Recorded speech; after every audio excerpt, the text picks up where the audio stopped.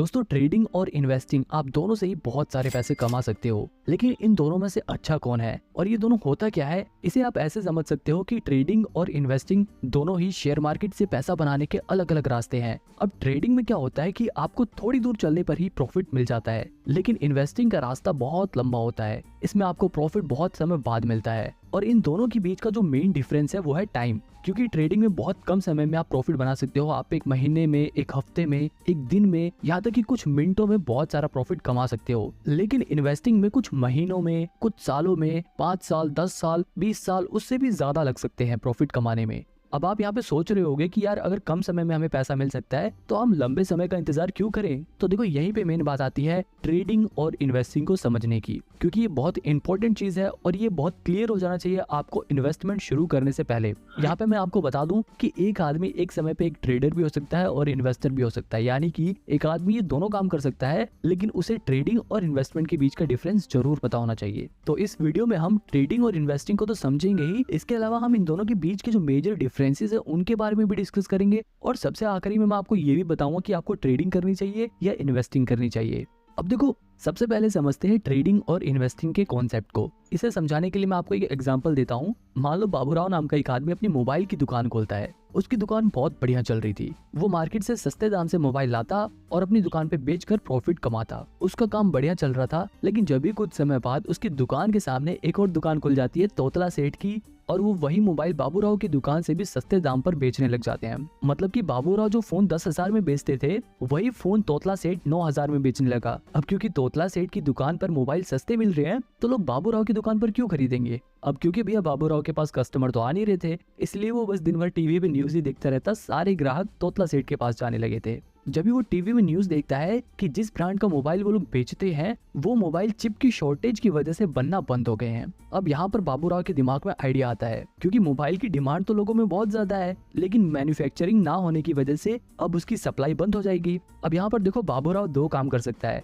पहला ऑप्शन ये है कि वो रोज सवेरे उठते ही सबसे पहले तोतला सेठ की दुकान पर जाकर उसके सारे फोन 9,000 में खरीद ले और उन्हें अपनी दुकान पर वापस 10,000 में बेचकर प्रॉफिट कमाए। दूसरा तरीका ये है कि वो रोज सवेरे तोतला सेठ की दुकान पर जाकर उसके सारे मोबाइल खरीद ले और उन्हें अपने वेयर हाउस में स्टोर करके रखे, उन्हें बेचे नहीं। इसी तरह वो कुछ महीने अपने पास उन फोन्स को स्टोर करके रखे और जैसे ही उस फोन का प्राइस मार्केट में बढ़ जाए और उसकी डिमांड मार्केट में बढ़ जाए, वो उन फोन को 10,000 की जगह 12,000 में बेचकर ज्यादा प्रॉफिट कमाए। अब यहाँ पर देखो ट्रेडिंग और इन्वेस्टिंग को समझो। बाबूराव जब डेली फोन सस्ते में खरीद कर उन्हें बेच रहा था तो वो ट्रेडिंग कर रहा था, लेकिन जब बाबूराव ने फोन को कुछ महीनों के लिए स्टोर करके रखा और जैसे उनका प्राइस बढ़ा उसने जब बेचा तो उसने इन्वेस्टिंग करी, क्योंकि वो डेली चीजों को सेल नहीं कर रहा बल्कि वो उन्हें कुछ महीनों बाद कर रहा है। बिल्कुल इसी तरह ट्रेडिंग और इन्वेस्टिंग वर्क करती है। बस शेयर मार्केट में फोन की जगह शेयर्स आ जाते हैं। मतलब हम शेयर मार्केट में डेली फोन्स की जगह शेयर्स को सस्ते में खरीद कर उन्हें महंगे में बेचकर प्रॉफिट बनाते हैं, तो वो ट्रेडिंग होती है। और अगर हम शेयर्स को सस्ते में खरीद कर कुछ महीने, कुछ साल, 10 साल, 5 साल बाद जब वो शेयर का प्राइस बढ़ जाता है तब बेचते हैं, तब वो इन्वेस्टिंग कहलाती है। देखो यहाँ दोनों के बीच का जो मेजर डिफरेंस है वो है टाइमिंग। आई होप अब आपको ट्रेडिंग और इन्वेस्टिंग का कॉन्सेप्ट समझ आ गया होगा। अगर नहीं आया तो आपको आगे जरूर आ जाएगा। अब देखो इन्वेस्टिंग में क्या होता है, लोग अच्छी कंपनियों के शेयर ढूंढते हैं और जैसे ही उन्हें कोई ऐसी कंपनी मिलती है जो फ्यूचर में अच्छा खासा प्रॉफिट जनरेट करेगी, अच्छा परफॉर्म करेगी, वो उस कंपनी के ऊपर फंडामेंटल रिसर्च करते हैं और ये पता लगाते हैं कि क्या ये कंपनी इन्वेस्ट करने लायक है या नहीं, क्या इस कंपनी में अगर हम पैसे लगाएंगे तो बढ़ेंगे या नहीं बढ़ेंगे। अगर उन्हें उनके इन सवालों के जवाब मिल जाते हैं तो वो उस कंपनी में अपना पैसा लगा देते हैं और वो कंपनियां इन इन्वेस्टर्स के पैसों को लेकर अपने नए प्रोडक्ट लॉन्च करती हैं, अपने बिजनेस को और बड़ा करती हैं, नए एम्प्लॉइज को हायर करती हैं ताकि उनकी प्रोडक्शन बढ़ सके, ताकि वो लोग ज्यादा प्रोडक्ट्स को बना सके और ज्यादा चीजें बेचकर ज्यादा मुनाफा कमा सके। और जब उनको ज्यादा मुनाफा होता है तो वो अपने इन्वेस्टर को खुश करने के लिए उस मुनाफे में से थोड़ा थोड़ा हिस्सा दे देते हैं। इस छोटे छोटे हिस्से को ही डिविडेंड बोलते हैं, क्योंकि देखो इन्वेस्टर जो होता है वो लॉन्ग टर्म के लिए इन्वेस्ट करता है तो उसे आखिरी में जो रिवॉर्ड मिलता है वो तो मिलता ही है, लेकिन कंपनियां बीच बीच में थोड़ा थोड़ा डिविडेंड देकर, थोड़ा थोड़ा प्रॉफिट का हिस्सा देकर अपने इन्वेस्टर को खुश करती रहती हैं। मतलब एक इन्वेस्टर को लॉन्ग टर्म में तो बहुत ज्यादा प्रॉफिट होता ही है, लेकिन उसको बीच बीच में थोड़ा थोड़ा डिविडेंड भी मिलता रहता है जो उसके लिए एक अर्निंग का काम करती है। और मैं आपको बता दूं कि ऐसे बहुत सारे इन्वेस्टर हैं जिनकी सिर्फ डिविडेंड की कमाई लाखों करोड़ों में होती है। वहीं दूसरी तरफ जो ट्रेडिंग होती है उसमें जो ट्रेडर होते हैं उन्हें इस बात से कोई भी फर्क नहीं पड़ता कि कंपनी क्या काम करती है, कंपनी प्रॉफिट कमाती है या नहीं कमाती, कंपनी का मैनेजमेंट कैसा है। वो फंडामेंटल एनालिसिस पर ध्यान नहीं देते। एक ट्रेडर सबसे ज्यादा ध्यान देता है टेक्निकल एनालिसिस पे। वो चार्ट एनालिसिस पे ध्यान देता है, वो शेयर्स के प्राइस को ट्रैक करता है कि शेयर का प्राइस कब घट रहा है कब बढ़ रहा है, वो उसमें अपॉर्चुनिटीज ढूंढता है। मतलब एक ट्रेडर का काम ऐसा होता है कि वो रोज सवेरे उठते ही सबसे पहले मार्केट खुलते ही किसी भी एक कंपनी का शेयर उठा देगा और उसके प्राइस की मूवमेंट को ट्रैक करेगा। अगर उस ट्रेडर को टेक्निकल और चार्ट एनालिसिस करने के बाद ये लगता है कि शेयर का प्राइस बढ़ेगा तो वो उसे कम रेट पर खरीद लेगा और जैसे ही उस शेयर का प्राइस बढ़ेगा उसे बेचकर प्रॉफिट कमा लेगा। जबकि इन्वेस्टमेंट में क्या था, जो इन्वेस्टर था वो शेयर को सस्ते में खरीद कर उसे कई साल बाद बेचता है जब उसका प्राइस बढ़ जाता है। अब आपको ये समझ आ गया होगा कि एक ट्रेडर कैसे काम करता है और एक इन्वेस्टर काम कैसे करता है। अब देखो इनके बारे में मैं और डिटेल में नहीं जाऊंगा वरना वीडियो बहुत बड़ी हो जाएगी। अब सीधे हम डायरेक्ट इनके डिफरेंस के बीच में आते हैं, इन दोनों के बीच के अंतर के बारे में बात करते हैं। सबसे पहला डिफरेंस तो टाइम का ही था। ट्रेडिंग कम समय का प्रोसेस है और इन्वेस्टिंग लंबे समय का गेम है। इसके अलावा अगर रिस्क के हिसाब से देखा जाए तो ट्रेडिंग में बहुत ज्यादा रिस्क होता है जबकि इन्वेस्टिंग में रिस्क बहुत ही कम होता है।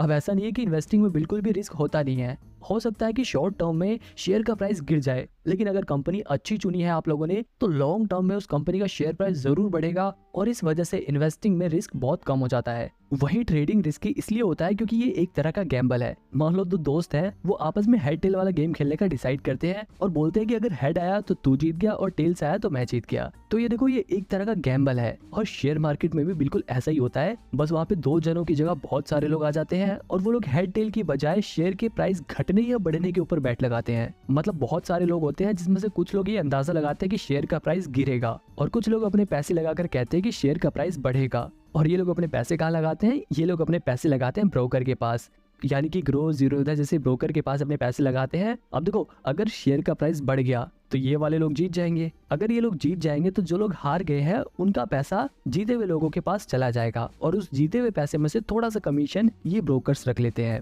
और इतना ही नहीं, इस जीते हुए हिस्से में से सरकार भी टैक्स के नाम पर अपना हिस्सा इनसे ले लेती है। अब यहाँ पर ये देखो कि ये जो ब्रोकर है और ये जो गवर्नमेंट है इनको तो हमेशा कमीशन और टैक्स मिलेगा, चाहे ये लोग जीते चाहे ये लोग जीते। लेकिन लॉन्ग टर्म में नुकसान किसका होता है, सिर्फ ट्रेडर्स का। मतलब सिंपल सी बात यह है कि अगर ट्रेडिंग में आपने पैसे बनाए हैं तो वहीं दूसरी तरफ किसी ने अपने पैसे गंवाए हैं। कल को जब वो पैसे बनाएगा तो हो सकता है कि आप अपने पैसे गंवाओ, इसीलिए ट्रेडिंग रिस्की रहता है। अब वापस अपने डिफरेंस की ओर चलते हैं। अब देखो एक और चीज है इन्फॉर्मेशन। ज्यादातर लोग ट्रेडिंग करते हुए प्राइस घटेगा या बढ़ेगा इस बात का पता लगाने के लिए टेक्निकल एनालिसिस करते हैं। वहीं अगर बात करें इन्वेस्टिंग की तो यहाँ पर इन्वेस्टर इस बात का पता लगाने के लिए कि कंपनी का शेयर प्राइस फ्यूचर में बढ़ेगा या नहीं बढ़ेगा, कंपनी फ्यूचर में ग्रो करेगी या नहीं करेगी, इसके लिए इस्तेमाल करते हैं फंडामेंटल एनालिसिस का। अब अगर आपको ये फंडामेंटल एनालिसिस सीखना है तो आप मेरी ये वाली वीडियो देख सकते हो, इसमें मैंने डिटेल में फंडामेंटल एनालिसिस को समझाया है। अब देखो एक और चीज है स्ट्रेस। जो ट्रेडिंग वाला बंदा होता है वो हमेशा स्ट्रेस में रहता है। अगर उसको प्रॉफिट हो गया तब तो वो पूरे दिन खुश रहेगा, लेकिन अगर उसको लॉस हो गया तो उसके दिमाग में पूरे दिन वही बात घूमती रहती है। ट्रेडिंग करते वक्त हर पल उसे बहुत टेंशन रहती है। अगर शेयर प्राइस गिर गया तो उसकी सांसें फूलने लगती हैं और जैसे शेयर प्राइस बढ़ने लग गया तो एकदम खुश होने लगता है। तो कहने का मतलब ये है कि ट्रेडिंग में बहुत ज्यादा स्ट्रेस रहता है जबकि इन्वेस्टिंग में स्ट्रेस बिल्कुल नहीं रहता, क्योंकि ये एक लॉन्ग टर्म प्रोसेस है। हो सकता है कुछ समय के लिए आपके शेयर प्राइस गिर जाए, लेकिन अगर आपने कंपनी अच्छी चुनी है तो फिर महीने बाद, एक साल बाद, कुछ साल बाद शेयर प्राइस जरूर बढ़ेगा और फ्यूचर में आपको प्रॉफिट होगा। अब देखो ट्रेडिंग वाला बंदा हरदम शेयर के बारे में देखता रहता है, लेकिन इन्वेस्टिंग वाला बंदा आराम से एक बार इन्वेस्ट कर देगा और फिर कुछ टाइम बाद अपना देखेगा इन्वेस्टमेंट, अच्छा हाँ मेरा शेयर प्राइस जितना बढ़ गया या इतना गिर गया, फिर दोबारा बंद कर लेगा, क्योंकि उसे बेचना नहीं है, उसने लॉन्ग टर्म के लिए इन्वेस्ट कर रखा है। फिर कुछ समय बाद वो दोबारा से खोल के देखेगा कि हाँ भाई अब तो आज मेरे शेयर प्राइस बढ़ गए, वो कम देखेगा और उसको कम टेंशन होगी। लेकिन ट्रेडर को हर पल टेंशन रहती है, प्रॉफिट होने के बाद भी और लॉस होने के बाद तो ऑब्वियसली रहती है।